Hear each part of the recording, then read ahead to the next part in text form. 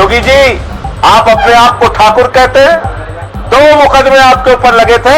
बिलक बिलक के आप पार्लियामेंट के अंदर रो रहे थे, बिलक बिलक के रो रहे थे। अपनी काली करतूतों को इन काली स्याही के पीछे छुपाने का काम आपने किया है। ये तो खाकी वर्दी के लोग हत्या भी करवा सकते हैं उत्तर प्रदेश में। योगी जी का इशारा होना चाहिए।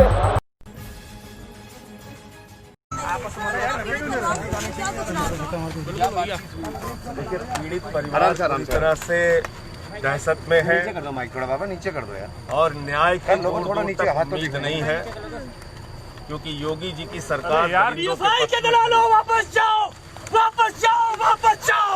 पीएफआई के दलालों वापस जाओ, वापस जाओ, वापस जाओ।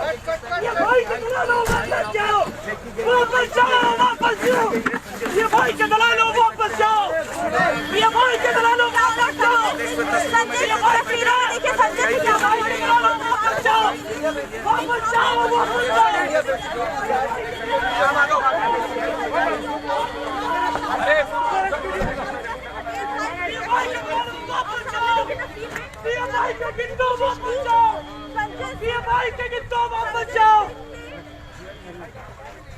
ये लोग यहाँ राजनीति करने आए हैं।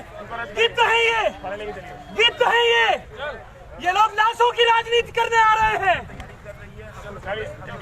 पीएफआई के दलालों वापस जाओ, पीएफआई के दलालों वापस जाओ।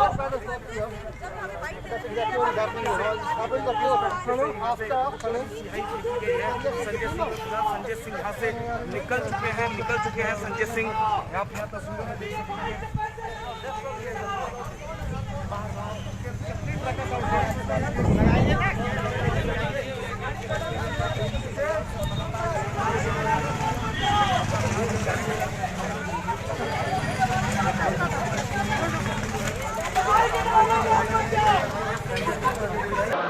उत्तर प्रदेश में दमन, अत्याचार, भ्रष्टाचार, छोटी छोटी बच्चियों के साथ बलात्कार की घटनाएं चरम पर पहुंच चुकी हैं और इसके खिलाफ कोई भी विपक्ष का नेता आवाज उठाने की कोशिश करता है तो योगी जी उसको मुकदमे से डराते हैं, जेल से डराते हैं, लाठी से डराते हैं, गोली से डराते हैं। मैंने पिछले 3-4 महीनों में तमाम मुद्दों को लेकर लड़ाई लड़ी। जहां जहां अन्याय हुआ, अत्याचार हुआ, आवाज उठाई। हत्या की घटनाएं हुई, बलात्कार की घटनाएं हुई तो आवाज उठाई और मेरे खिलाफ 1 महीने में 14 मुकदमे लिख लिया। मुझे भी डराने की कोशिश की योगी जी आपने।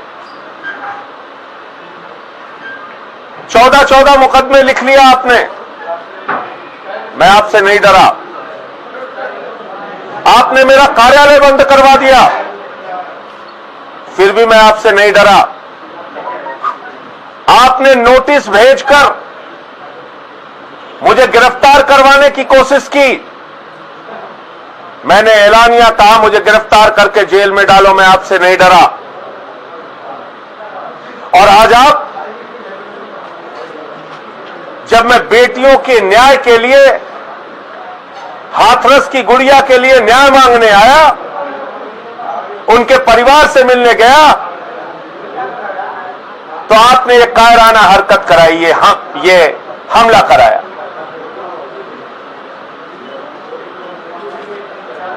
योगी जी, आप अपने आप को ठाकुर कहते हैं। मैंने आपको देखा है, 2 मुकदमे आपके ऊपर लगे थे। बिलक बिलक के आप पार्लियामेंट के अंदर रो रहे थे, बिलक बिलक के रो रहे थे और आप पीछे से वार करते हैं। ये ठाकुरों का काम नहीं है। ये जो काम आपने किया है, ये आपने कायराना काम किया है, कायर होने का परिचय दिया है। अपनी काली करतूतों को इन काली स्याही के पीछे छुपाने का काम आपने किया है,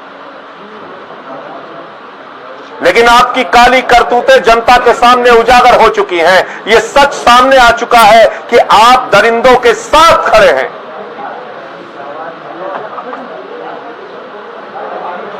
योगी जी, आपको उस गुड़िया की चीख सुनाई नहीं दी? आपको बेटियों का दर्द दिखाई नहीं पड़ता? मैं भी एक बेटी का बाप हूं, एक पिता हूं। मुझे बेटी का दर्द समझ में आता है। आपको कैसे समझ में आएगा बेटी का दर्द? आपके परिवार होता तो आप उस दर्द को शायद समझ पाते। आप नहीं समझ पाए लखीमपुर खीरी की बेटी का दर्द। आप नहीं समझ पाए जौनपुर के मड़ियाओं की बेटी का दर्द। योगी जी, आप नहीं समझ पाए बलरामपुर की उस बेटी का दर्द, भदोही की उस बेटी का दर्द, जो बलात्कार का शिकार हुई, जो गैंग रेप का शिकार हुई, जिनके शरीर को छत बिछत कर दिया गया, टुकड़े टुकड़े कर दिया गया। आप नहीं समझ पाए इस गुड़िया का दर्द, जो मरने से पहले अपना बयान देकर जाती है, दरिंदों का नाम बता के जाती है। उसके बावजूद आपका प्रशासन, आपकी सरकार दरिंदों के साथ खड़ी है, बलात्कारियों के साथ खड़ी है। 11 दिन बाद आप फॉरेंसिक का सैंपल लेते हैं। 11 दिन के बाद अगर फॉरेंसिक का सैंपल लेंगे तो सारे डॉक्टर कह रहे हैं कि उस सैंपल का कोई अर्थ नहीं है, कोई मतलब नहीं है। 22 सितंबर के डॉक्टर की मेडिको लीगल रिपोर्ट है जिसमें इस बात की पुष्टि हुई है कि उस गुड़िया के साथ बलात्कार हुआ था। उसको आप नहीं मानते। डाइंग डिक्लेरेशन तो सुप्रीम कोर्ट भी मानता है, उस बच्ची का बयान आप नहीं मानते। दुश्मन देश के भी 100 वापस किए जाते हैं। यह हमारी सेना का गौरवमयी इतिहास है। और आप एक गरीब की बेटी का 100 उसकी मां को नहीं देते। वो रोती रहती है, बिलखती है, चीखती है। आप क्या जानो योगी जी बेटी का दर्द क्या होता है? आपको कैसे पता चलेगा जब आंचल फैला के चीख चीख के वो मार हो रही थी? एक बार चेहरा तो दिखा दो। आपने नहीं दिखाया। आपने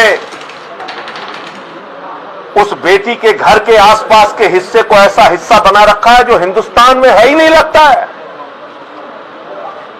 कोई विपक्ष का नेता जाए उसके ऊपर हमले कराते हो आप। किसी को धक्के मार के गिरवा देते हो, किसी पे लाठियां चलवाते हो। बर्बरता की सारी सीमाएं पार कर दी आपने। लेकिन मैं आपको बताना चाहता हूं योगी जी, आपके इन कायराना हरकतों से मैं डरने और रुकने वाला नहीं हूं। आपने 14 मुकदमे कराए, नहीं डरा। कार्यालय बंद कराए, नहीं डरा। देशद्रोह का मुकदमा लगाया, नहीं डरा। गिरफ्तार कराने की कोशिश की, नहीं डरा। और आज आपने स्याही फेंकवाई है। यह ठाकुरों का काम नहीं है, यह कायरों का काम है। अपने आप को आप ठाकुर कहते हैं, यह कायरों का काम है। और डराने की कोशिश मत करना। हम लोग आम आदमी के सिपाही हैं, आम आदमी पार्टी के सिपाही। हिम्मत है तो गोली चलवा दो, हत्या करवा दो, जेल भिजवा दो, मुकदमे लिखवा दो, लेकिन इस गुड़िया के लिए न्याय की लड़ाई अंतिम दम तक लड़ता रहूंगा। और ऐसी तमाम उन बेटियों की लड़ाई लड़ता रहूंगा, नौजवानों की लड़ाई, किसानों की लड़ाई लड़ता रहूंगा। आपको एक दो तस्वीर मैं दिखा देता हूं। ये जो आरोपी है, इस आरोपी के बारे में ज्यादा पड़ताल करने की आपको जरूरत नहीं है। जिसने हमला किया उसकी तस्वीर उत्तर प्रदेश के ADG law and order Prashant Kumar के साथ मौजूद है। उत्तर प्रदेश का ADG law and order Prashant Kumar उसके साथ ये दीपक शर्मा नाम का लड़का जिसने आज हमला किया, अब कुछ कहना बाकी है क्या? हमें पुलिस की सुरक्षा में ले जाया गया, हमारे साथ 50 गाड़ियां थी, सबको रोक दिया गया, कहा गया नियमों का पालन कीजिए। हमने कहा ठीक है, हम नियमों का पालन करते हैं। हमें पुलिस की सुरक्षा में ले जाया गया। ये तो विश्वासघात है। ये तो खाकी वर्दी के लोग हत्या भी करवा सकते हैं उत्तर प्रदेश में। योगी जी का इशारा होना चाहिए। ये है लॉ एंड ऑर्डर के एडीजी, उनके साथ ये फोटो देखिए। अब कुछ कहना बाकी है, अब कुछ कहना बाकी है, और मैं दिखाता हूं आपको। इसकी तस्वीरें देखिए, आपको समझ में आ जाएगा। गिरिराज सिंह के साथ इसकी तस्वीरें, ये एक भाजपा नेता के साथ इसकी तस्वीरें,